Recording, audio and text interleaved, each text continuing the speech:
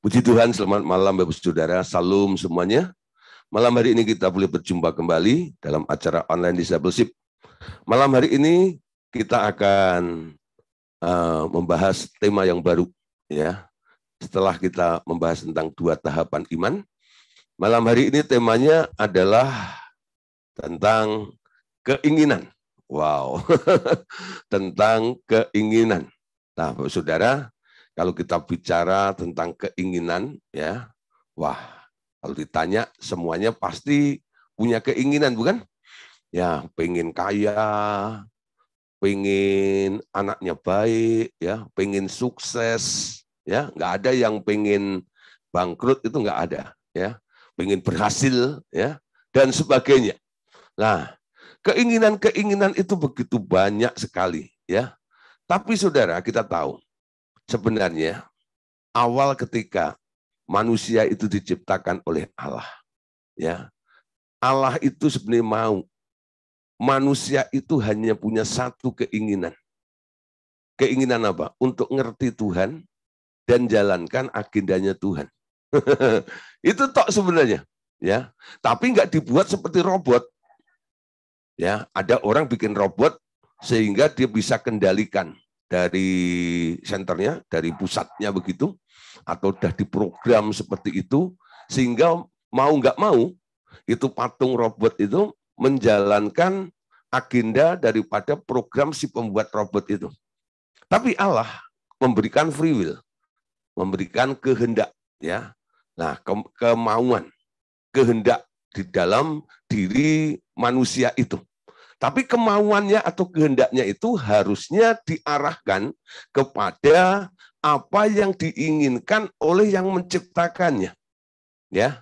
Tapi sekarang kita tahu banyak keinginan-keinginan yang muncul dari dalam kehidupan kita ini yang di luar agendanya Allah, ya. Yang di luar agendanya Allah. Lalu kalau keinginannya itu mulai mau dilakukan atau supaya terbukti, terrealisasi, dan nggak mampu menembus sendiri, lalu datang kepada Tuhan. Tuhan, tolong kabulkan keinginan saya. Ya, itu konsep-konsep yang sekarang kita lihat.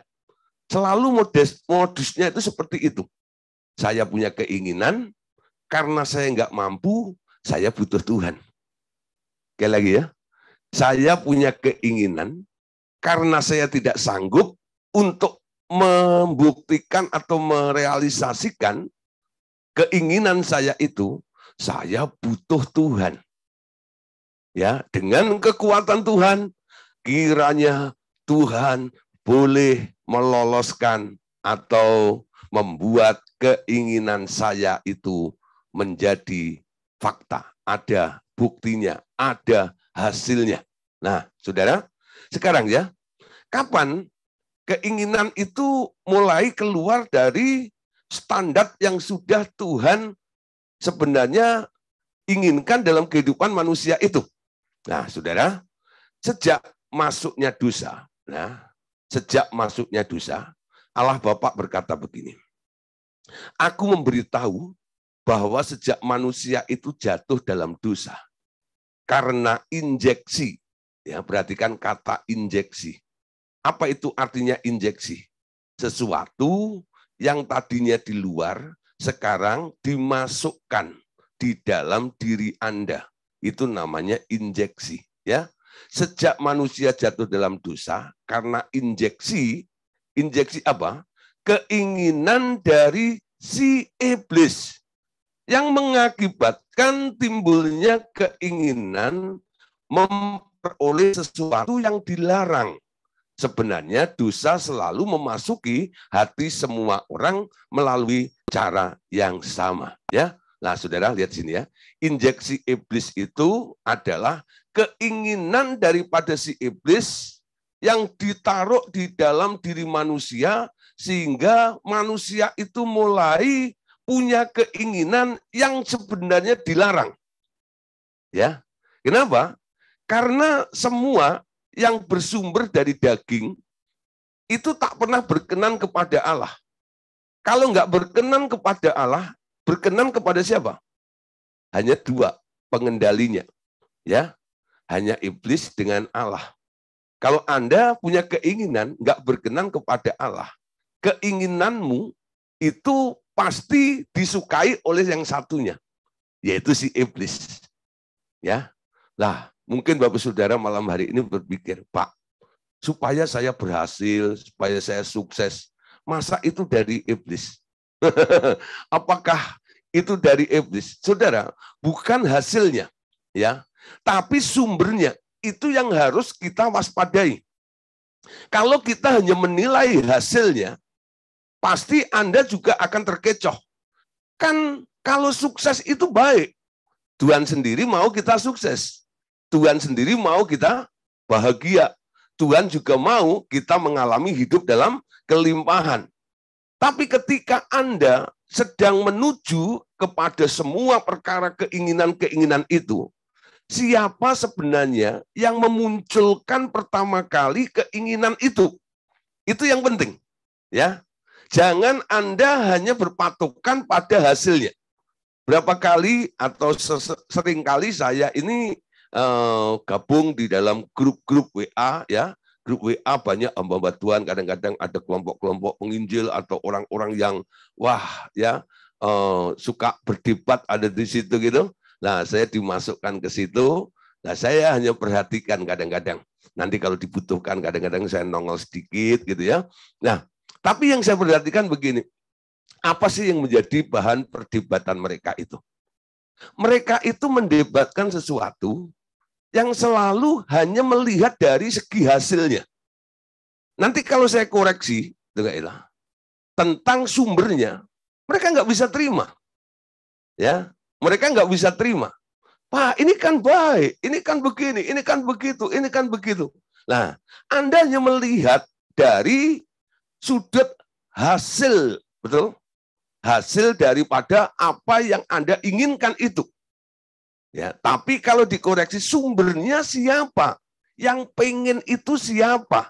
Walaupun yang menikmati Anda, betul? Nah, Allah atau iblis. Nah, iblis itu memakai daging manusia. Untuk apa? Untuk memanifestasikan keinginannya supaya terjadi di muka bumi ini, sehingga banyak kerusakan-kerusakan yang nantinya akan terjadi. Karena misinya iblis adalah mencuri, membunuh, dan membinasakan. Ya, cara dia mencuri ya tidak dengan hal yang jahat. Ya, cara dia membunuh Anda bukan dengan cara kasar atau dengan cara yang jelek. Cara dia membinasakan juga, mungkin saudara Anda didorong dengan keinginan-keinginan yang kelihatannya itu baik menurut pemandangan Anda, menurut pertimbangan Anda. Kitab Amsal mengatakan begini, ada jalan yang disangka orang lurus, tetapi ujungnya menuju maut. Amin. Nah, jadi persepsi atau cara memandang manusia ini, dia hanya berdasarkan perasaan atau pertimbangan logikanya. Tapi kalau kita tanya Tuhan, apakah itu benar? Apakah itu sesuatu yang tepat? Belum tentu apa yang Anda rasa, apa yang Anda lihat baik itu benar di hadapan Tuhan. Nah, saudara, injeksi daripada si iblis ini, yang terus merasuk dalam kehidupan manusia sejak manusia jatuh dalam dosa, itu sekarang menjadi sebuah celah. Allah Bapa berkata begini, celah itu selanjutnya selalu menjadi pintu masuk bagi banyaknya keinginan yang datang dari sistem dunia yang telah rusak di bawah kutuk ini. Pintu kecil itu selalu menjadi alasan untuk ketidaktaatan kepadaku. Padahal aku, ini Allah Bapa berkata, menginginkan manusia yang taat 100% kepadaku, bukan? Ya. Jadi yang diinginkan oleh Allah itu apa? Yang diinginkan oleh Bapa itu, dia mau melihat anak-anaknya, umatnya yang taat 100%. Kenapa kita harus belajar kepada Yesus? Karena Yesus itu sudah membuktikan. Apa yang dibuktikan oleh Tuhan Yesus? Yaitu sikap ketaatannya itu loh. Walaupun dia anak, dia belajar untuk menjadi taat. Ya, bahkan dia mati menderita, mati di kayu salib, itu untuk menunjukkan, aku mau taat kepada Bapakku. Apakah Tuhan Yesus nggak punya keinginan? Pernah terjadi di Taman Getsemani. Ya, satu kali Tuhan Yesus punya keinginan yang berbeda dengan Bapaknya. Bapaknya bilang, nah, kamu harus digantung di kayu salib. Kamu harus pikul salib ini. Kamu harus minum cawan penderitaan itu. Tuhan Yesus mendengar seperti itu, dan secara manusia, dia merasakan betapa beratnya apa yang harus dia tanggung dan pikul saat itu. Sampai dia ketakutan. Peluhnya berubah menjadi darah. Ya, nah, saudara, di situ tuh membuktikan stres berat sekali. Ya, di situ Tuhan Yesus pernah menawar kehendak Bapaknya. Bapak, jika boleh, lalukan cawan ini daripadaku. Kalau boleh, keinginan yang ini, jangan. Aku punya opsi yang lain. Aku punya keinginan yang lain. Tapi Tuhan Yesus nggak maksa Bapaknya. Tapi berkata begini, tapi biarlah kehendakmu yang jadi saja. Ya, walaupun aku punya keinginan, dan keinginanku ini beda dengan keinginanmu, biarlah keinginanmu saja yang jadi. Jadi kalau Bapaknya mau merubah, ya, keinginannya lalu disamakan dengan Tuhan Yesus, ya terserah. Tapi kalau Bapaknya tetap kekeh, enggak nak, keinginanku yang paling tepat, keinginanku yang paling benar, keinginanku itulah yang harus kamu lakukan. Nah, disitulah Tuhan Yesus nggak boleh mewek dengan Bapaknya, guling-guling gitu. Ah, Bapak, jangan gitu dong, gitu. Enggak. Tuhan Yesus dengan rela menerima itu dan menjalankannya. Melihat sikap seperti itu, ketika Tuhan Yesus bangkit dari kematian, Bapaknya angkat jempol. Jempolnya bukan satu, gitu. Jempolnya dua, diangkat oleh Bapaknya.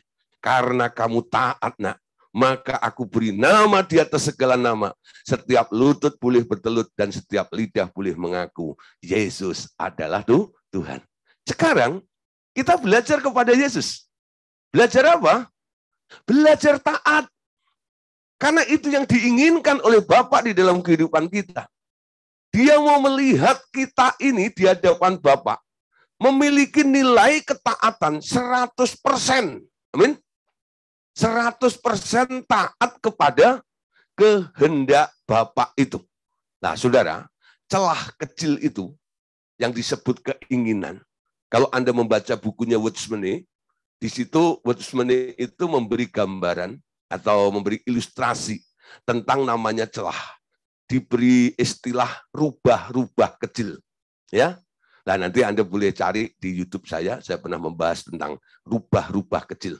Ya, di situ rubah-rubah kecil itu bicara tentang keinginan. Binatang yang kecil itu bisa merusak kebun, buah-buahan yang begitu indah, yang begitu bagus di kebun itu dirusak oleh adanya rubah-rubah yang masuk itu. Rubah-rubah kecil itu nggak masuk lewat pintu yang besar. Dia cari celah, di mana ada celah, dia bisa masuk, lalu dirusaklah isi kebun itu.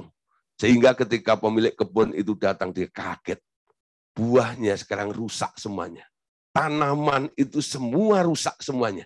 Nah, saudara, keinginan Bapak dalam kehidupan kita sebenarnya seperti seorang petani yang menanam sesuatu, dia ingin melihat hasil yang maksimal, hasil yang baik.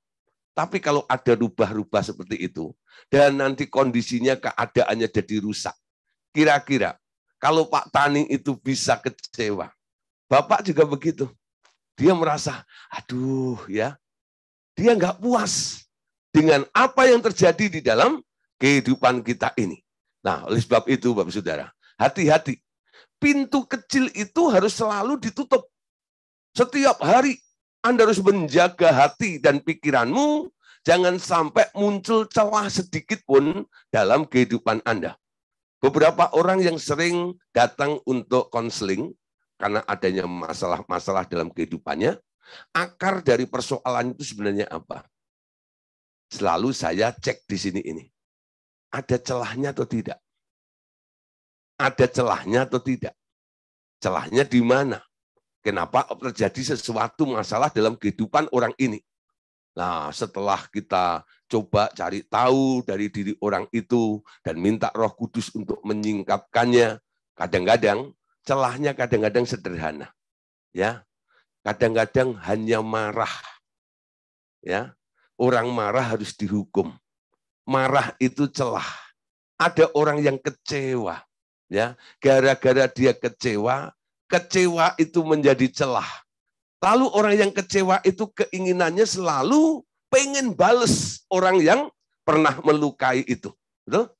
Nah, dia kecewa, lalu roh marah mulai ada di dalam dirinya, pikirannya mulai rusak, hatinya pahit, omongannya nanti kalau setiap ngomong itu pedes, walaupun nggak makan cabai rawit, ya, tapi itu selalu nyinyir gitu ya, lihat orang berhasil gitu ya, nanti paling korupsi tuh. Paling utang tuh, ya, paling itu pinjem tuh, jadi nggak bisa menerima keadaan orang yang lebih baik daripada dia, ya, itu membuktikan nanti dari ucapannya itu ketahuan.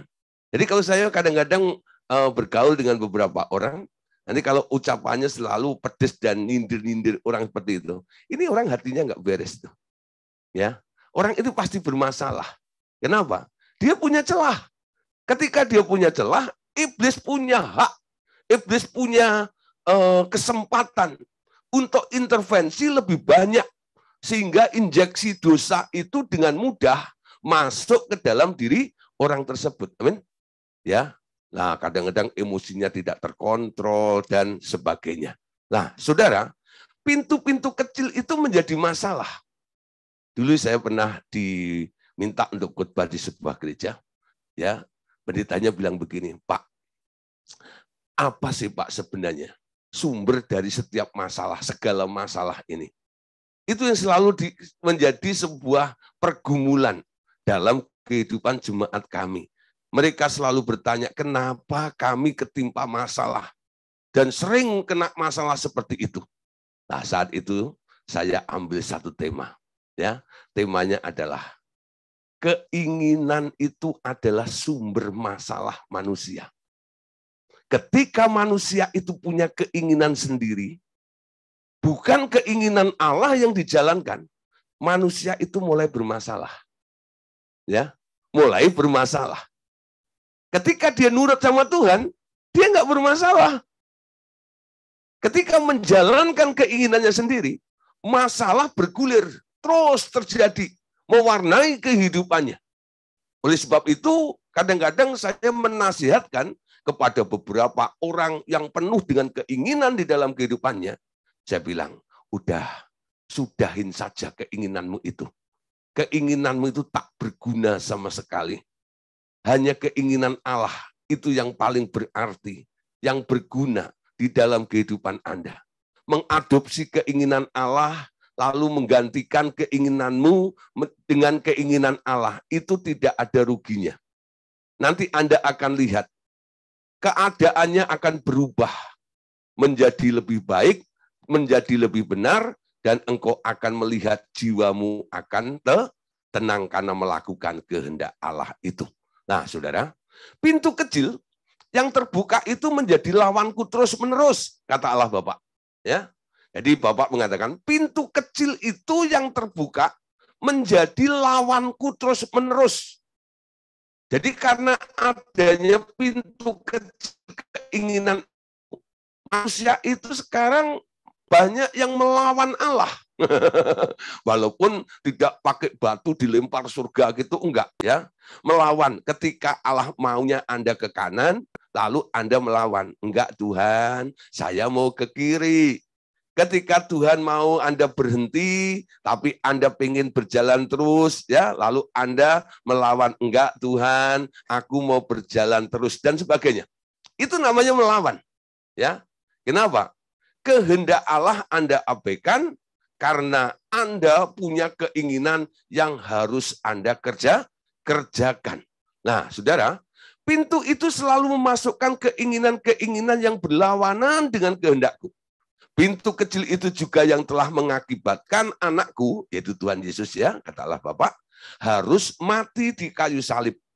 Salib anakku itu sekarang seperti sebuah palang pintu untuk menutup pintu kecil itu. Wow, ini rahasianya ya.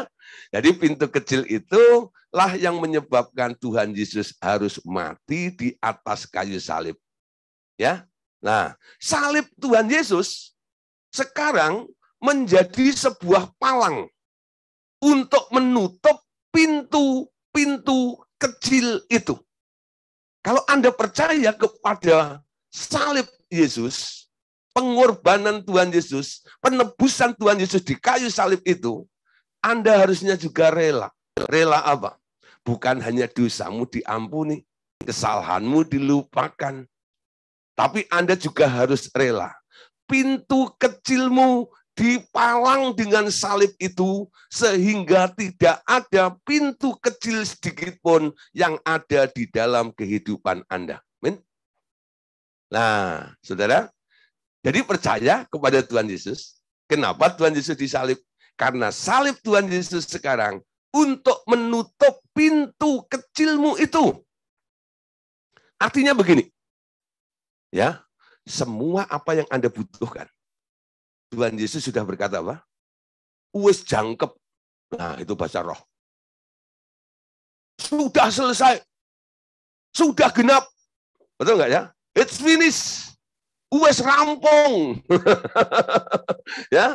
Nah, nunga. Ya. Nah, apalagi parantos. Ya, sudah. Apanya sudah? Dosa diampuni. Betul? Semuanya dibayar oleh Tuhan. Bahkan utangmu pun juga dibayar oleh Tuhan loh. Karena firman Tuhan juga mengatakan, surat hutang itu dipakukan di atas kayu salib, lalu Tuhan Yesus taken, lunas. Pak, itu kan utang dosa.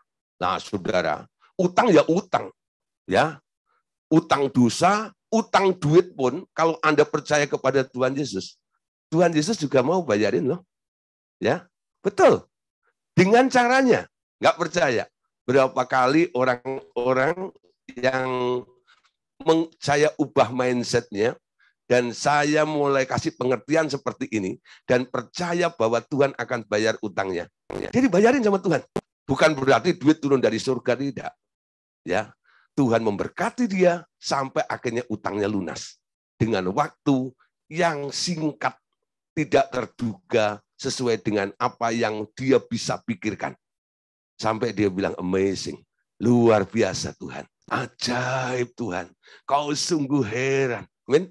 Sampai dia nyanyi itu, ajaib kau Tuhan, kau sungguh heran. Kenapa dia bisa bilang seperti itu? Karena dia melihat pertolongan Tuhan di dalam kehidupannya itu. Nah, kalau semua apa yang Anda butuhkan sudah diselesaikan oleh Tuhan, sekarang kenapa Anda punya keinginan? Ngerti ya, saudara? Buat apa Yesus bayar semuanya dalam kehidupan Anda? Kalau Anda percaya semua sudah ditanggung oleh Tuhan Yesus, harusnya sekarang Anda berpikir beda. Oke, semua masalahku Tuhan yang pikirin. Aku percaya akan pekerjaannya, akan kuasanya. Dia sanggup, dia bisa untuk menolong saya. Sekarang apa yang saya pikirkan cuma satu. Menyenangkanmu, senangkanmu, hanya itu kerinduanku. Amin. Oh, menyenangkanmu, senangkan hatimu, hanya itu kerinduanku. Amin. Jadi Yesus mati di atas kayu salib. Salib Yesus menutup celah keinginan Anda. Ya. Pengertian ini malam hari ini, saya harap Bapak Ibu Saudara bisa menangkap dengan iman. Ya, dengan iman. Percaya dulu bahwa salib Yesus menutup pintu kecil itu.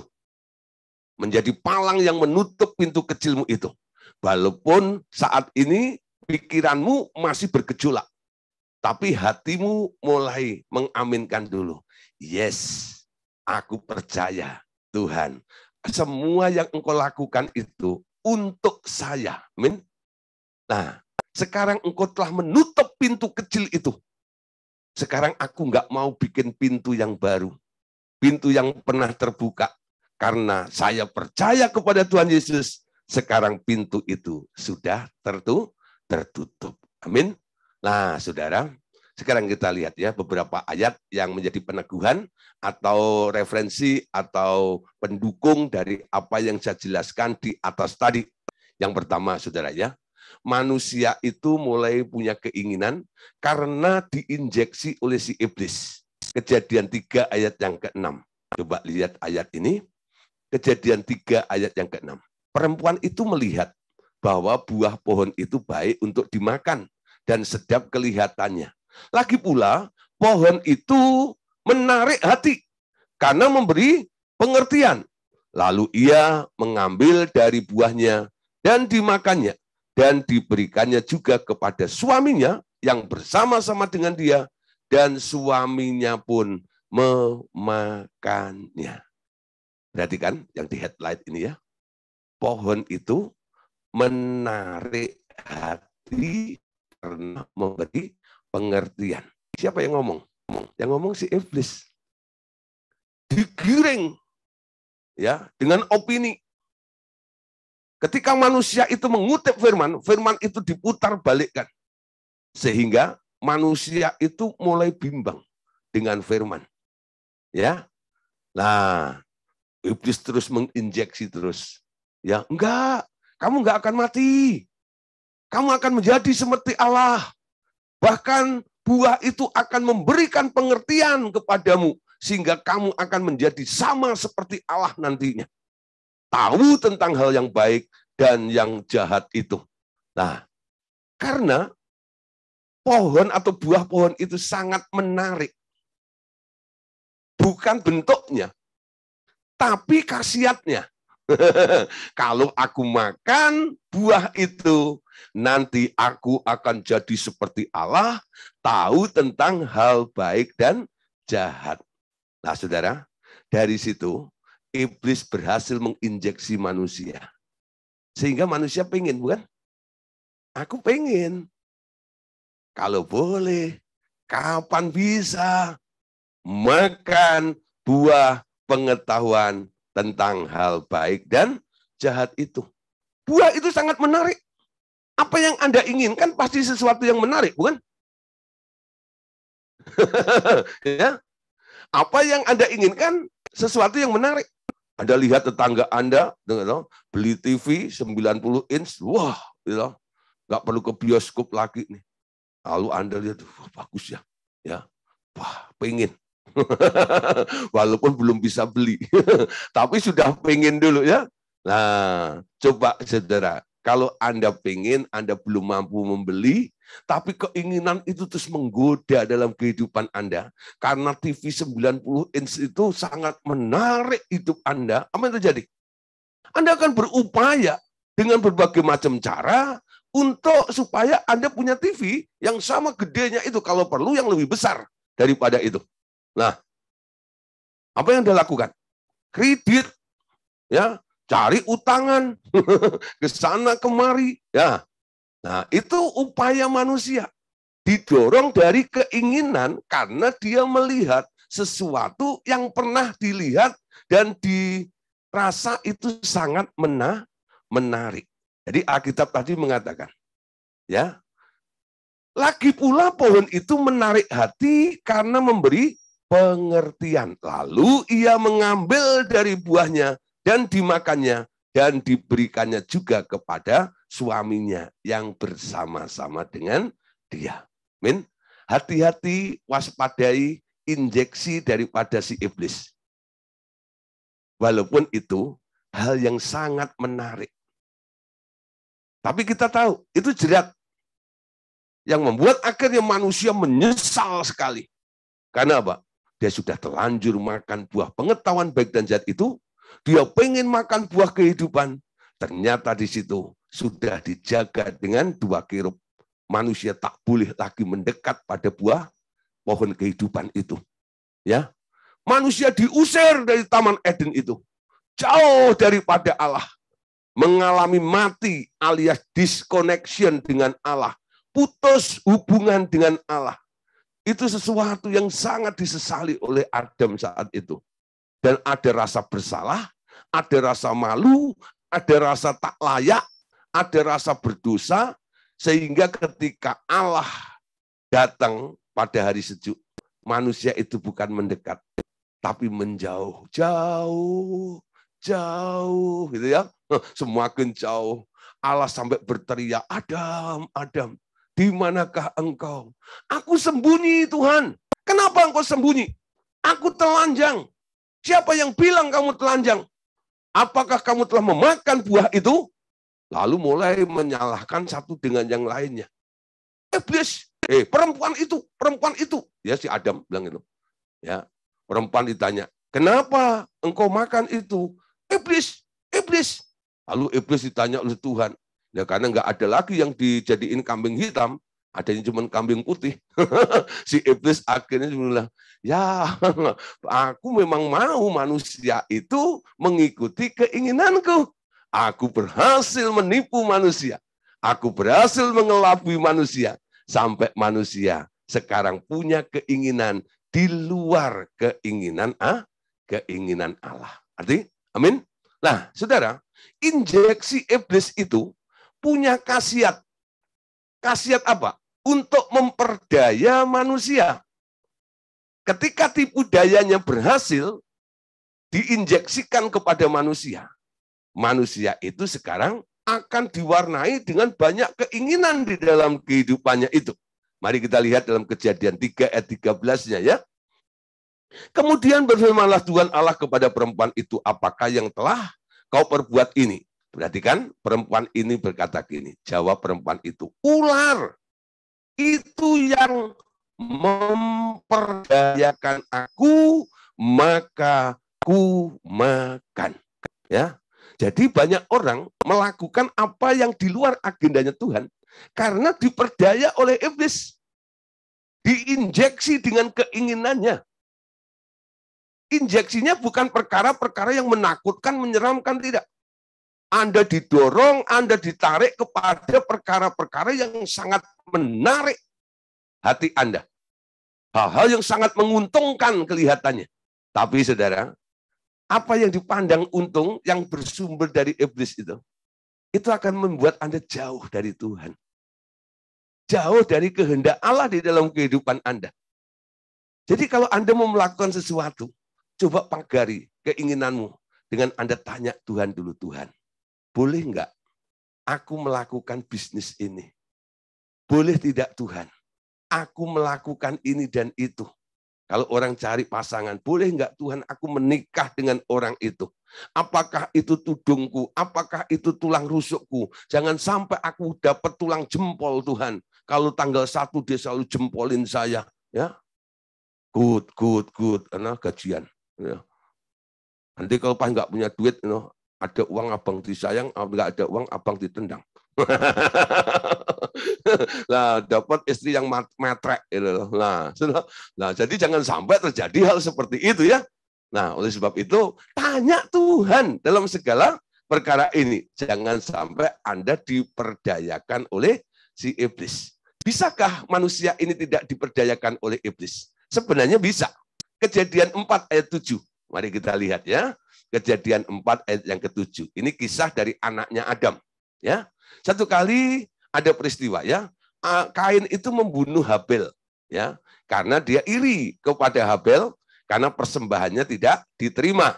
Sementara persembahan Habel diindahkan oleh Tuhan. Lalu Tuhan menegur Kain. Apakah mukamu tidak akan berseri jika engkau berbuat baik? Tetapi jika engkau tidak berbuat baik, dosa sudah mengintip di depan pintu. Ia sangat menggoda engkau, tetapi engkau harus berkuasa atasnya. Tipu daya iblis itu sangat menggoda. Tapi sebenarnya Anda bisa punya kuasa untuk menolaknya. Anda berkuasa untuk berkata tidak kepada keinginan iblis yang disodorkan kepada Anda. Nah, itu harus dilatih. Ya, dilatih dalam kehidupan kita ini. Nah, sekarang kan ada program nih waktu zaman-zaman narkoba di mana-mana ini, semua ada iklan atau stiker-stiker ya. Nah, katakan tidak kepada narkoba. Katakan tidak kepada ya hal yang buruk-buruk seperti itu. Ya. Nah, sekarang untuk pribadi kita, untuk kemajuan kehidupan kita, sekarang Anda juga harus berkata, bikin slogan, tempel itu di jidat kita. Lalu basit tulisan, katakan tidak pada keinginan iblis. Katakan yes kepada keinginan Allah. Biarlah kehendak-Mu Tuhan yang boleh terjadi di dalam kehidupanku. Amin. Nah, saudara, kalau Anda diinjeksi oleh si iblis, bukan hanya satu kehendak nantinya. Kenapa dari kehendak atau tipu iblis berhasil memperdaya Anda dengan sesuatu yang menarik itu akan menghasilkan kehendak yang banyak di dalam kehidupan Anda? Karena tukang injeksi ini, si iblis ini, dia punya kehendak banyak banget. Buktinya, dalam Yesaya pasal 14 ayat 13. Kita lihat ya. Ini tukang injeksinya, si iblis. Ya, dikatakan gini. Engkau yang tadinya berkata dalam hatimu, aku hendak naik ke langit. Aku hendak mendirikan tahtaku, mengatasi bintang-bintang Allah. Aku hendak duduk di atas bukit pertemuan, jauh di sebelah utara. Aku hendak naik mengatasi ketinggian awan-awan, hendak menyamai yang maha tinggi. Jadi iblis itu punya kehendak banyak sekali. Ya, kehendaknya pengen naik, kehendaknya pengen mendirikan tahta, kehendaknya ingin menyamai Allah yang maha tinggi itu. Nah, saudara, kalau Anda mulai diperdaya oleh iblis, nanti apa yang diinginkan oleh iblis itu nanti akan disodorkan kepada Anda, lalu akan menjadi bagian dari keinginan Anda tanpa Anda sadari. Ya, sebab apa? Iblis memakai Anda untuk menyatakan apa yang diinginkan itu. Ada kesombongan-kesombongan, ada arogansinya di situ, ya.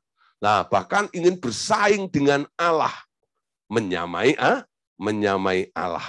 Nah, Bapak Saudara, malam hari ini hati-hati dengan namanya pintu kecil tadi, yaitu keinginan hasil injeksi daripada si iblis.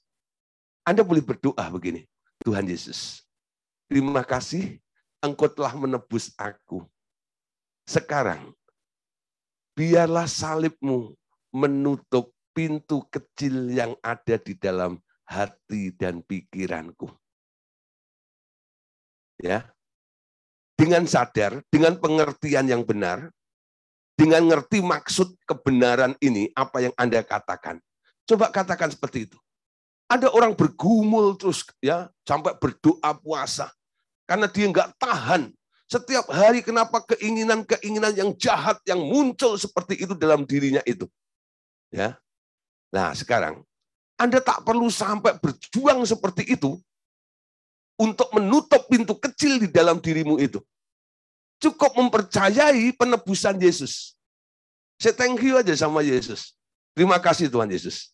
Engkau telah mati di atas kayu salib untuk menebus saya. Sekarang aku minta Tuhan Yesus, biarlah salib-Mu itu menjadi palang bagi pintu kecil yang ada di hati dan pikiranku.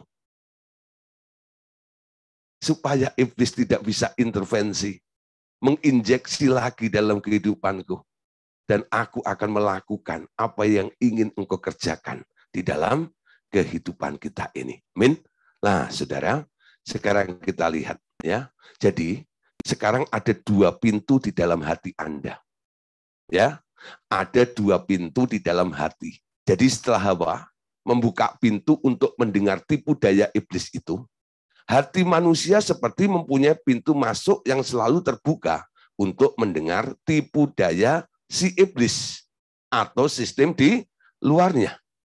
Dari luar, selalu datang tipu daya yang memasukkan keinginan-keinginan, duniawi dan daging selalu dikuasainya sehingga ia bertindak untuk melawan perintah Allah. Ya, jadi ini pintu yang pertama. Pintu terbuka untuk si iblis. Ya, jadi ada pintu yang terbuka untuk si iblis. Sehingga iblis bisa memasukkan keinginan-keinginan duniawi, keinginan-keinginan yang bersifat daging, dan terus menguasai hidup Anda, sehingga kehidupan kita itu selalu berseberangan atau bertentangan dan selalu melawan kehendak Allah di dalam kehidupan kita. Sementara, saudara, ada pintu yang lainnya. Sebaliknya ada pintu lain yang seharusnya terbuka selalu bagi kehendak roh dan Kristus yang di dalam orang percaya itu. Amin. Nah, saudara ingin tahu ya, ketika Tuhan Yesus ya sudah naik ke surga. Dalam Wahyu 3 ayat 20, saya percaya Bapak Saudara hafal ayat itu. Karena itu adalah ayat kelahiran baru Bapak Saudara semuanya. Bunyinya apa? Lihat aku berdiri di muka pintu sambil mengetok. Barang siapa mendengarkan aku, mendengarkan suaraku, lalu membuka pintu, aku akan masuk. Ya, sampai di sini aja. Anda dengar, Tuhan ketok pintu hatimu, Anda buka pintu. Jadi awalnya, saudara ya, iblis berhasil memperdaya Anda, sampai akhirnya Anda membuka pintu bagi si iblis. Sehingga iblis boleh intervensi, menginjeksi keinginannya dalam kehidupan Anda setiap hari. Sejak Anda terima Tuhan Yesus, percaya penebusan Tuhan Yesus, Anda sekarang boleh minta supaya pintu yang tadinya terbuka buat iblis itu sekarang ditutup dengan palang salib Kristus. Ya, sampai di sini artinya Anda nggak punya pintu lagi dong. Karena pintu sudah ditutup ya. Nah, makanya Yesus ketok-ketok karena nggak ada pintunya. Nggak ada pintu terbuka maksudnya. Ya. Nah, Yesus ketok-ketok pada bulan luun, permisi, ya. Nah, ya. Lalu ada yang dengar, wah siapa itu ya? Kok nyampe juga sampai ke Banyumas ya? Nah. Ketok-ketok. Emang Tuhan nggak bisa sampai ke sono? Bisa lah. Bukan cari tempe mendoan, bukan. Cari orang yang mau dengar ketukan itu. Permisi. Lalu dibuka oleh orang Banyumas itu. Silakan masuk Tuhan. Dia masuk lewat mana? Lewat pintu, bukan? Sekarang ada pintu ya. Pintu baru yang Anda buka buat Tuhan. Dulu mak cocok kita, mak cocok kita ini, si Hawa, dia buka pintu buat iblis, bukan? Sehingga keturunannya sekarang gampang diintervensi, diinjeksi oleh si iblis. Sekarang secara pribadi, Tuhan menebus hidup kita. Ya, dia tutup pintu itu. Sekarang dia mau masuk. Anda harus buka pintu. Sekarang, ketika Anda buka pintu, sekarang ada satu pintu yang terbuka. Tapi bukan untuk iblis. Untuk siapa? Untuk Tuhan. Nah, sama halnya ketika iblis berhasil membuka pintu hati manusia. Dia injeksi ya dengan keinginannya.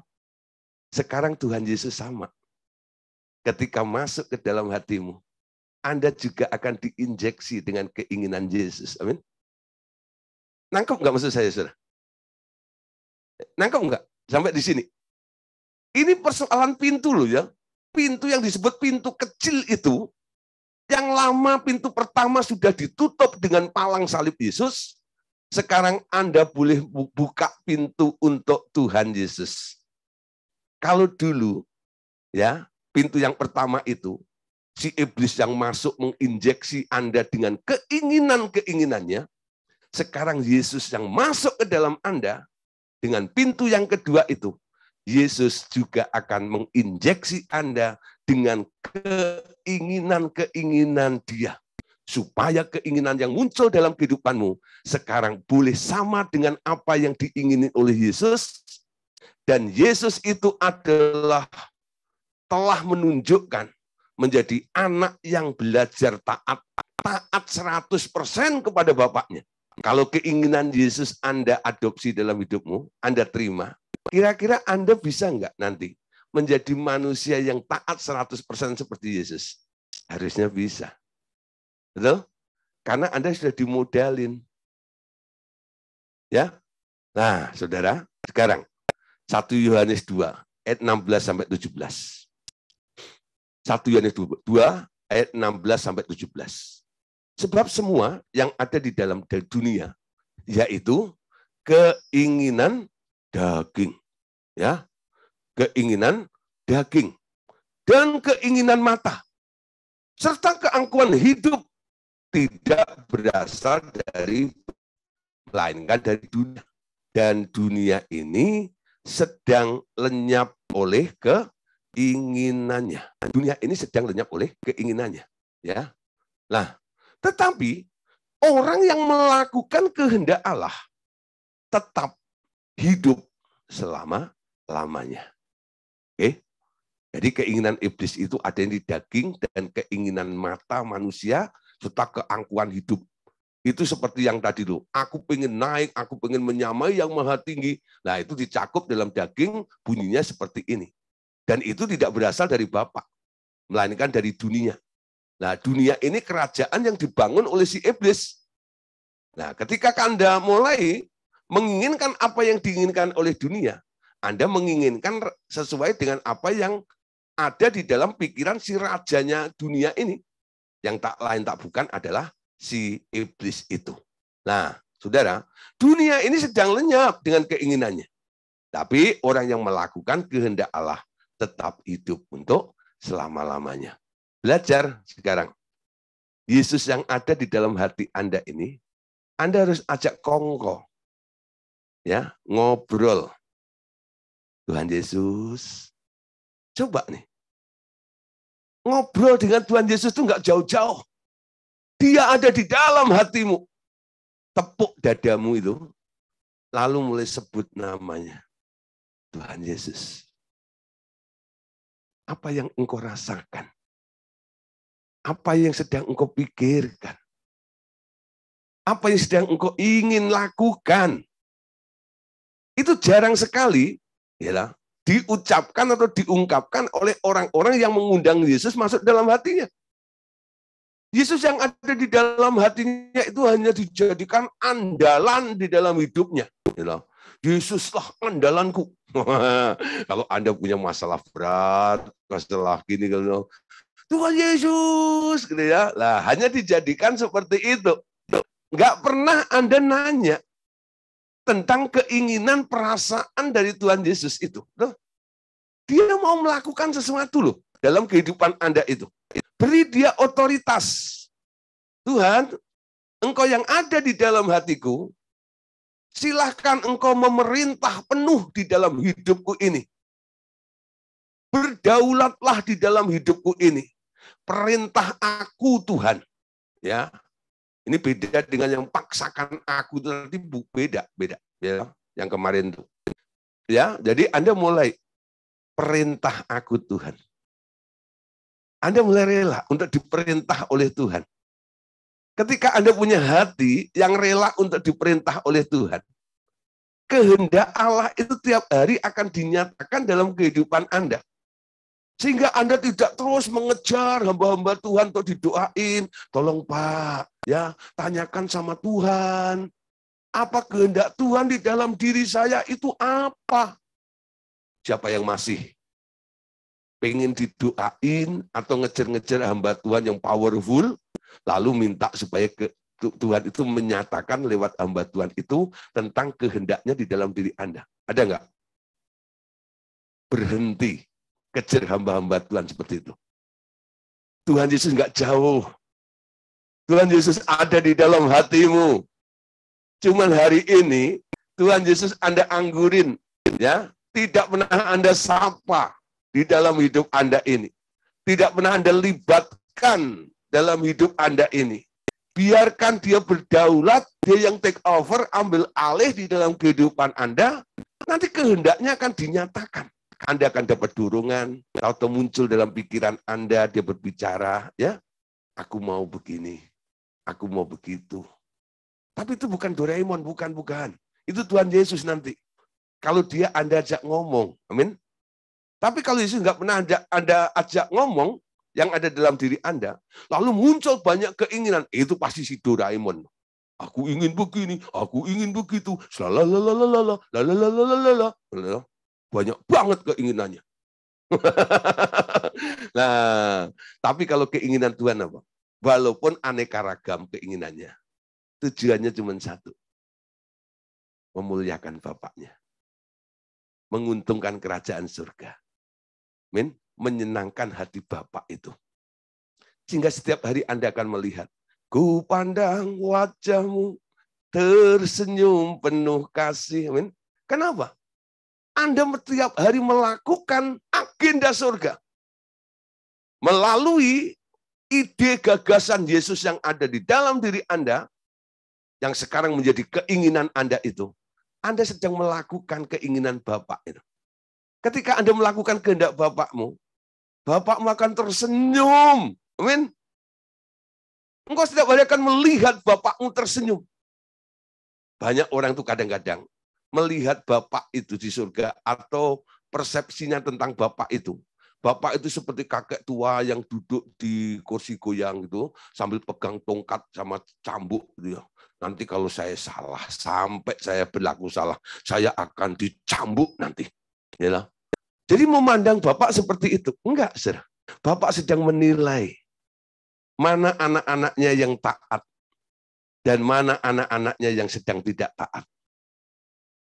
Maka diutus anaknya, yaitu Tuhan Yesus, untuk menjadi pokok keselamatan, menjadi standar dari manusia itu, menjadi teladan pemimpin iman kita itu, supaya semua umat ini, anak-anak Allah ini, yang ditebus oleh Tuhan Yesus, boleh belajar dari ketaatan Tuhan Yesus. Paulus menulis dalam Galatia 5, ayat 16 sampai ayat yang ke-17.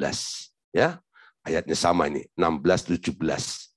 Maksudku ialah hiduplah oleh roh, maka kamu tidak akan menuruti keinginan daging. Sebab keinginan daging berlawanan dengan keinginan roh. Dan keinginan roh berlawanan dengan keinginan daging. Karena kedua-duanya bertentangan, sehingga kamu setiap kali tidak melakukan apa yang kamu kehendaki. Amin. Nah, keinginan daging berlawanan dengan roh. Keinginan roh berlawanan dengan keinginan daging. Kalau Anda mau dipimpin oleh roh, artinya, tadi dikatakan, karena keduanya bertentangan, ya ini ada titik-titik itu ya. Nah ini Anda isi sendiri di sini ini ya, ayatnya begini nih. Jadi kalimatnya ya. Karena keduanya bertentangan, nah ini ada garis panjang, titik-titik ini ya. Anda mau apa ini? Mau enggak Anda hidup oleh roh? Ketika Anda mau melakukan perintah atau nasihat dari Paulus ini, maksudku ialah hiduplah oleh roh, maka kamu tidak menuruti keinginan daging itu, ya. Nah, ketika Anda mau hidup oleh roh, sehingga kamu setiap kali tidak melakukan apa yang kamu kehendaki. Orang yang melakukan dipimpin oleh roh, dia tidak melakukan apa yang dia kehendaki, toh. Kalau saya mau dipimpin oleh roh, dan saya melakukan sesuatu, yang saya lakukan itu bukan apa yang saya kehendaki. Ngerti ya? Itu bukan apa yang saya kehendaki. Kenapa? Saya mau dipimpin roh. Kalau saya tidak mau dipimpin roh, saya sedang menjalankan keinginan saya sendiri, yaitu yang disebut sebagai keinginan daging itu. Amin. Nah, saudara, Sekarang kita mulai. Hidup di dunia ini nggak panjang loh saudara. Hidup di dunia ini ada batasnya. Awalnya ketika manusia jatuh dalam dosa, manusia itu punya jatah cuma 1 hari. 1 hari di hadapan Allah itu sama dengan 1000 tahun di hadapan manusia. Gak heran, Adam setelah jatuh dalam dosa, umurnya nggak sampai 1000. Yang paling tua itu kan namanya Metusalah itu ya. Itu kenapa kok paling tua? Mungkin keluarnya salah kali, Metusalah gitu. Metusalah itu ya. Itu paling tua. Metusalah gitu. Namanya kok kayak orang Jawa gitu. Metune salah gitu ya. Nah, Metusalah. Tapi Metusalah itu bukan orang Jawa. Itu orang zaman Adam dulu itu, orang kuno itu ya. Umurnya paling panjang, tapi walaupun dia paling panjang, nggak sampai 1000 ya, artinya nggak sampai 1 hari. Tapi karena manusia itu terus berbuat dosa, Allah akhirnya korting. Dalam Kejadian 6 ayat yang ketiga, manusia itu daging, maka umurnya 120 tahun saja. Musa melihat kehidupan manusia yang semakin jahat itu. Musa itu khawatir. Musa sendiri umurnya 120 tahun, baru mati ya. Musa berkata gini, manusia itu banyak problemnya. Kalau bisa nyampe 70, 80 tahun itu anugerah Tuhan tuh. Ya. Jadi 80 itu bonus. Kenapa? Karena manusia itu setiap hari ngomel terus, ngedumel terus, nggak pernah bersyukur. Kalau cerita itu selalu cerita tentang beratnya hidup, kesulitan-kesulitan itu. Ya. Nah, itu yang membuat pendek umurnya. Nggak nyampe SK-nya Allah 120 tahun itu. Jadi kalau boleh dibilang, hidup kita ini jatahnya cuma 120. Ya, itu pendek. Kalau Anda ukur, lihat dalam kehidupan Anda setiap hari seperti ini, kayaknya panjang ya. Aduh, 120 tahun loh. Ya, 1 tahun itu kan 365 hari. Ya, banyak, kalau macam gitu. Tapi Anda kadang-kadang kan hidup ini kayak begitu lewat ya. Udah ulang tahun lagi. Tahu-tahu udah ada ya orang ngucapin, happy birthday Pak Andreas Daryanto. Kayak baru kemarin loh. Iya, baru kemarin betul dia ulang tahun, tapi nggak ngundang saya. Biasanya gitu loh. Ulang tahun Pak Gideon, Kelapa Gading yuk. Ini gitu loh. Ulang tahun diem-diem. Tapi yang ulang tahun itu kan merasa, kayaknya baru 2 hari lalu ya. Kayaknya baru berapa bulan. Kok udah ulang tahun lagi ya? Cepat loh hidup ini saudara. Ya, hidup itu cepat sekali. Ya, hidup itu berlalu cepat sekali. Bahkan firman Allah mengatakan, hidup manusia itu seperti rumput. Ya, dia tumbuh sebentar, kena sinar matahari, layu kering mati. Hidup itu seperti bunga, ya. Memang indah sementara. Tapi lama-lama keindahan itu luntur, rontok semua itu. Nah, hilang cepat seperti itu aja. Gak ada yang bertahan. Nah, manusia makanya pengen melihat bunga yang bertahan lama. Bikinlah bunga plastik akhirnya. Gitu. Nah, lalu kasih Valentine, kasih bunga. Bunganya bunga plastik. Gitu. Sama pasangan bilang, cintamu palsu. Katanya. Ya itu bunganya plastik katanya. Harusnya bunga asli. Gitu. Kasih bunga palsu. Ya jauh-jauh dari Paris, kasih bunga plastik. Iya Pak, kalau dikasih dikirim sampai sini kan udah layu, ya. Makanya gitu, kasih plastik aja. Plastik banyak di sini. Nah, saudara, kenapa saya katakan hidup ini singkat? 1 Petrus 2 ayat 11. Coba kita lihat, saudara ya. 1 Petrus 2 ayat yang ke-11. Oh, oke. Saudara-saudaraku yang terkasih, aku menasihati kamu supaya sebagai pendatang dan perantau, kamu menjauhkan diri dari keinginan-keinginan daging yang berjuang melawan jiwa. Amin. Jadi kita ini hanya merantau.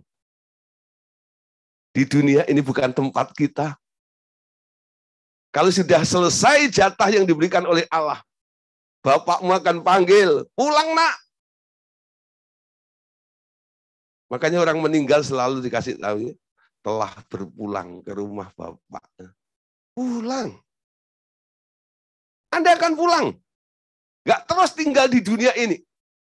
Kalau Anda mengejar keinginan dunia ini, itu salah. Pengejaranmu harus pada satu hal yang memiliki nilai kekal. Anda harus mulai berpikir sekarang. Kalau aku pulang kepada Bapak nanti, keadaanmu seperti apa? Jangan seperti anak bungsu yang hilang itu. Pulang ke bapak bau babi.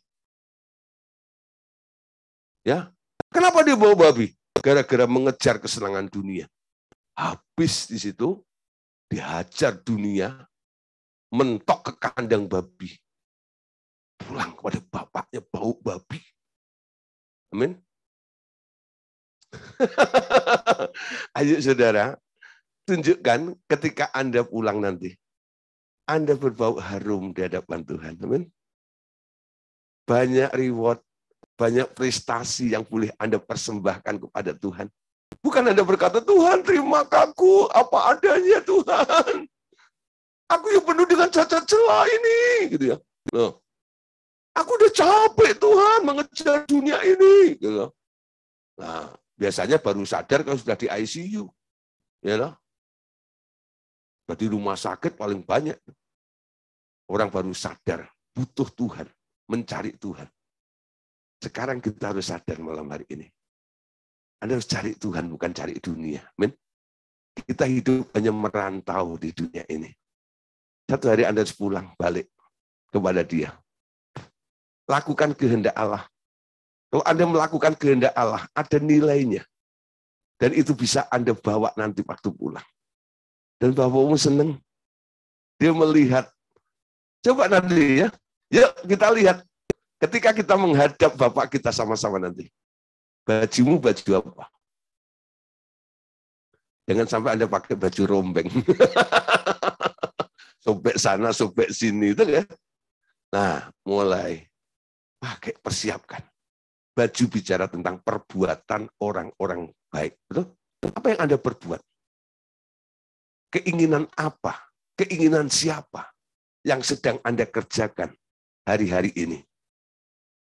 Tutup pintu kecilmu buat si iblis. Buka pintumu lebar-lebar buat Tuhan. Amin. Malam hari ini coba mulai belajar. Tuhan Yesus, biarlah kayu salibmu itu menutup pintu kecilku sehingga iblis tidak bisa injeksi dalam hidupku. Sekarang dengan sadar dan dengan rela, aku buka pintu hatiku lebar-lebar buat engkau masuk. Dan silahkan tiap hari engkau intervensi di dalam hidupku. Nyatakan kehendakmu, nyatakan keinginanmu, nyatakan jalan-jalanmu. Beritahu aku Tuhan apa yang kau rasakan. Beritahu aku Tuhan apa yang sedang engkau pikirkan. Amin. Ketika dia melihat Anda sedang punya masalah, dia mikirin Anda enggak kira-kira? Dia akan mikirin Anda dengan caranya. Ya. Dia akan buat jalan di dalam kehidupan Anda. Walaupun ya di belantara sekalipun, engkau akan menemukan mata air di situ. Kenapa? Tuhan punya cara untuk menolong dalam kehidupan kita. Jangan fokus dengan masalahmu. Fokus dengan Tuhanmu. Amin. Buka pintunya.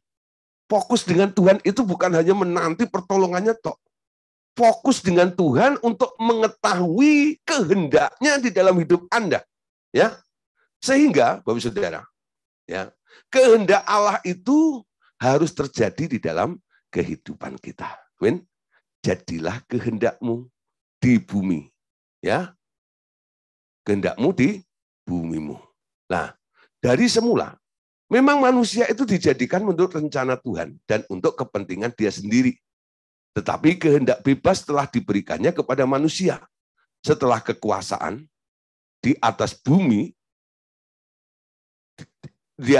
ini diberikan kepada Adam. Tuhan tak dapat melakukan apapun di atas bumi tanpa persetujuan Adam. Ya, Jadi, agar rencananya terjadi juga di atas bumi, ia harus mengusahakan keinginannya itu muncul atau ditransfer ke dalam hati Adam. Juga selanjutnya kepada keturunan Adam, yaitu Bapak Ibu Saudara.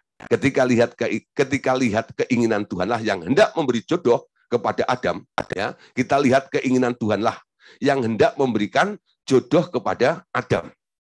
Tetapi untuk membangkitkan keinginan Adam, ia harus melakukan siasat dengan menyuruh Adam memberi nama kepada binatang-binatang yang dikirim oleh Tuhan sepasang demi sepasang. Ya, coba lihat ayatnya. Kejadian 2, 18-20. Tuhan Allah berfirman, tidak baik kalau manusia itu seorang diri saja. Aku akan menjadikan penolong baginya yang sepadan dengan dia. Lalu Tuhan Allah membentuk dari tanah segala binatang hutan dan segala burung di udara. Dibawanyalah semuanya kepada manusia itu untuk melihat bagaimana ia menamainya. Dan seperti nama yang diberikan manusia itu kepada tiap-tiap makhluk yang hidup, demikianlah nanti nama makhluk itu. Manusia itu memberi nama kepada segala ternak, kepada burung-burung di udara, dan kepada segala binatang hutan. Tetapi baginya sendiri ia tidak menjumpai penolong yang sepadan dengan dia. Ya, nah saudara, jadi ketika manusia itu ditaruh di bumi, sekarang Allah memberikan kuasa. Kalau Allah mau melakukan sesuatu, dia harus minta izin kepada Adam. Termasuk waktu Allah mau kasih jodoh kepada Adam itu. Lalu disiasati sama Allahnya. Ya, semua binatang yang diciptakan oleh Allah itu dibawa ke hadapannya Adam itu. Adam, kamu punya tugas nih. Aku ciptain, kamu yang kasih nama ya. Lah kenapa Tuhan? Saya harus kasih nama. Nah itu nanti jadi temenmu kok. Kalau yang aku ciptakan, aku bawa ke surga, jadi temanku, ya aku yang kasih nama. Karena itu nanti akan jadi teman kamu di Taman Eden ini, supaya kamu mengenal dan bisa memanggilnya, kasih nama ya. Tuhan ciptain gajah yang gede gitu. Ya. Nah, sepasang ya, jantan dan betina. Masuk di depan Adam. Adam, ini apa? Karena gede, ya, Adam itu sambil kayak bernapas itu. Gajah. Kasih nama gajah. Nah, ini yang tinggi apa namanya? Oh, jerapah. Nah, ini apa yang namanya? Kambing. Domba. Lah ini apa namanya? Karena suaranya bebek. Ya. Nah, yang ayam. Nah, ini yang kecil ini semut. Ya. Dam, kamu jangan lupa ya namanya. Kamu kasih nama, kamu harus hafal. Bayangin saudara ya, itu ribuan jenisnya. Adam harus kasih nama, mikir kasih namanya sesuai dengan bentuknya, ya, dan kondisinya. Lalu disuruh mengingat. Itu capeknya luar biasa. Nah, saudara, waktu Tuhan itu ya pamerkan apa yang diciptakan di depan Adam dan Adam saat itu ya. Nah, Adam itu kok nggak protes ya? Kenapa? Allah menciptakan binatang sepasang-sepasang. Sapi, jantan, dan betina. Kambing, jantan, dan betina. Ya, sepasang-sepasang. Dan ketika ada di depannya Adam itu, ya, itu kayak peragawati gitu ya. Dia akan mesti lengkak-lenggok, bikin ini kalau macam gitu. Supaya apa? Adam bisa mengamati dan menilainya dengan tepat binatang itu, lalu baru kasih namanya. Gitu ya. Nah, dia kan tahu mungkin ya binatang sepasang itu bermesraan di depan Adam gitu ya, saling kompak dengan Adam gitu ya. Nah, Adam itu nggak nyadar kalau dirinya seorang diri. Sementara binatang-binatang itu sepasang-sepasang, dia nggak protes. Tuhan, kenapa engkau ciptakan dia sepasang-sepasang? Mana pasangan saya? Si Adam itu nggak protes dengan Tuhan. Nah, sampai akhirnya karena Tuhan sedang menyiasati Adam itu, Tuhan itu ya orang Cina bilang bowat ya, gitu. Ya, gitu ya. Udah dipancing, dikasih contoh, ya, dikasih peragaan, dipamerin, ya, bahwa setiap makhluk itu punya pasangannya, ada laki, ada perempuan, ada jantan, ada betina. Kenapa sih Adam itu kok nggak nanya ya? Sampai akhirnya Tuhan bilang, dah, Adam, tidur. Disuruh tidur. Ya, mungkin dia tidur karena kecapean juga. Ketika manusia itu tidur, dibangunnyalah, ya, diambil dari tulang rusuknya, dibangunnyalah seorang perempuan, lalu diberikan kepada si Adam itu. Ditanya gitu ya. Nah, saudara, jadi sebenarnya kita lihat ya. Jadi dia sebenarnya nggak langsung gitu loh. Tapi karena ditawarin, dikasih contoh, dia nggak minta. Terpaksa Tuhan kasih. Tapi di sini Tuhan nggak melanggar, enggak. Ya. Jadi waktu Adam itu Hawa itu jatuh dalam dosa, lalu Adamnya ditegur, dia ini sedikit membela diri kan. Itu perempuan yang kau tempatkan di sisiku tuh. Seolah-olah menyalahkan Tuhan, bukan? Kenapa engkau kasih aku istri, bukan? Nah, itu ya. Dulu aku kan nggak minta. Nah, ngerti maksud saya? Tapi saya nggak cerita tentang pelanggaran atau hatinya Adam di situ. Tapi lihat nih, otoritasnya Allah itu. Ya, manusia itu sampai nggak punya keinginan yang seperti itu, hanya pengen Allah saja itu. Ya, nah ini contoh, saudara. Ya, jadi kehendak Allah itu harus terjadi. Nah, saudara, sekarang kita lihat bagaimana Tuhan Yesus mengajar orang percaya. Tuhan Yesus kemudian mengajar orang-orang yang mau berbalik kepada Dia untuk menjadi pendoa bagi kepentingan-kepentingan Allah. Bapak dengan mengajarkan doa Bapak kami. Amin. Nah, saudara, Tuhan Yesus merevisi doa Yabes. Doa Yabes itu apa? Aku mau. Dengar ya? Dengan memakai bahasanya Allah yang besar, Yabes itu bisa mengalami breakthrough, terobosan dari orang sial akhirnya menjadi orang yang beruntung dan berhasil. Ya. Gara-gara apa? Dia tidak melihat dirinya sendiri, tapi dia melihat Allah yang besar. Tapi itu belum sempurna. Murid-murid tanya, guru, ajar aku berdoa. Dia nggak comot, nggak kutip doa Yabes. Tapi dia bikin formula yang baru. Kalau kamu berdoa, berdoalah begini. Bapak kami yang di surga, dikuduskanlah namamu, datanglah kerajaanmu, jadilah kehendakmu di bumi seperti di surga. Ingat ya? Jadi intinya Pak, kita harus tahu ada Bapak, supaya kehendak Bapak itu boleh terjadi di bumi ini. Amin. Nah, saudara, berikutnya. Orang-orang yang ditebus oleh darah Tuhan Yesus sekarang menjadi pengemban keinginan-keinginan Allah. Bila keinginan itu diberikan di dalam hati mereka, mintalah apa saja yang kamu kehendaki. Itu pasti diberikan bagi kemuliaan Bapa. Kehendak Allah Bapa untuk memperoleh orang-orang yang taat 100% kepadanya adalah agar ia memperoleh saluran kehendaknya di bumi, dan yang mau berdoa menurut kehendak itu bagi kepentingan dia, agar kehendaknya jadi seperti di surga, demikian juga di bumi. Ia tak dapat berbuat kehendak hatinya, sekehendak hatinya sendiri di muka bumi ini tanpa sarana manusia. Tuhan Yesus diutus ke bumi untuk membangun sarana, saluran kehendaknya itu di antara manusia. Makanya diajarkan doa ini. Ya, karena itu berdoalah demikian, Bapak kami yang di surga, ya Matius 6, 9, 10 ya, dikuduskanlah namamu, datanglah kerajaanmu, jadilah kehendakmu di bumi seperti di surga. Amin. Nah, saudara, kalau Anda sudah mengikuti format daripada doa Tuhan Yesus ini, yang diajarkan ini, nanti kehendakmu, keinginanmu, ya, itu juga keinginan Allah. Sehingga apa yang Anda inginkan, Allah akan merealisasikan dan menjawab dalam doa-doa Anda. Yohanes 15 ayat 6 sampai 8. Barang siapa tidak tinggal di dalam aku, ia dibuang keluar seperti ranting dan menjadi kering. Kemudian dikumpulkan orang dan dicampakkan ke dalam api lalu dibakar. Jikalau kamu tinggal di dalam aku dan firmanku tinggal di dalam kamu, mintalah apa saja yang kamu kehendaki, dan kamu akan menerimanya. Dalam hal inilah Bapakku dipermuliakan, yaitu jika kamu berbuah banyak. Dan dengan demikian, kamu adalah murid-muridku.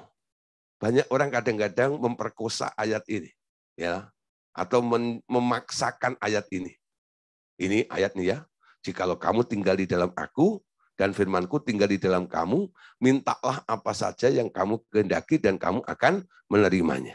Kadang-kadang hanya dipotong di sini nih, bagian B-nya. Mintalah apa saja yang kamu kehendaki. Perhatikan ya.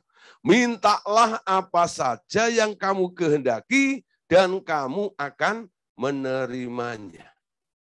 Kadang-kadang pikiran kita hanya di situ. Minta apa saja yang aku kehendaki. Tapi ayat sebelumnya, ada kalimat sebelumnya yang tidak Anda lakukan. Jikalau kamu tinggal di dalam aku, dan firmanku tinggal di dalam kamu. Amin. Maka kehendakmu, ya, apa saja yang kamu kehendaki, dia mau lakukan. Dan kamu akan menerimanya. Dia akan jawab doamu sesuai dengan kehendakmu. Kalau Anda tinggal di dalam dia, dan firman-Nya tinggal di dalam kamu. Anda terima firman atau enggak? Dengar dia ngomong atau tidak? Coba sekarang pastikan.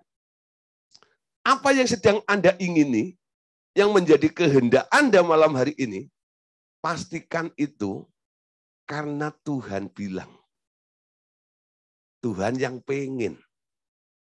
Ya, ingat ya, saudara, satu kali sebelum Tuhan Yesus dimuliakan di Arak di Yerusalem itu, murid-murid ya disuruh pergi ke kampung sebelah untuk melepas keledai yang tertambat, keledai muda itu. Dan Yesus bilang begini, nanti kalau kamu ditegur, ada yang nanya, bilang, Tuhan mau. Tuhan mau. Walaupun mungkin yang punya keledai itu orang paling pelit, bin kikir, bin pedit, itu enggak loh. 3 pangkat. Ya. Ya, pelit, kikir, bin pedit sekalipun. Tapi kalau Tuhan mau, Tuhan punya akses ke dalam hati itu. Amin. Ada orang yang dikeraskan hatinya, ada orang yang dilembutkan hatinya. Betul? Dia sanggup untuk melakukan seperti itu. Tuhan mau.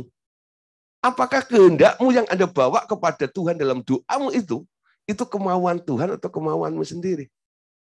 Sehingga Anda berharap untuk dia menjawabnya. Ternyata dia hanya menjawab apa yang dia inginkan.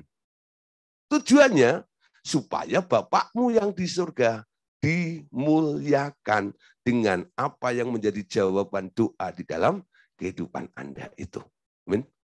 Nah, malam hari ini kita sampai di sini. Kita bicara tentang pintu kecil yang harus ditutup dengan palang salib Yesus. Pintu akses untuk iblis injeksi. Kita buka pintu yang kedua. Pintu buat Yesus. Ketika dia sudah masuk, ajak kongko, ajak ngobrol, sapa dia. Ketahui kehendak dia. Dia akan menuntun Anda untuk menjadi orang yang taat nantinya. Taat 100%. Sehingga hidupmu memuliakan Bapa di surga. Amin. Tuhan Yesus memberkati.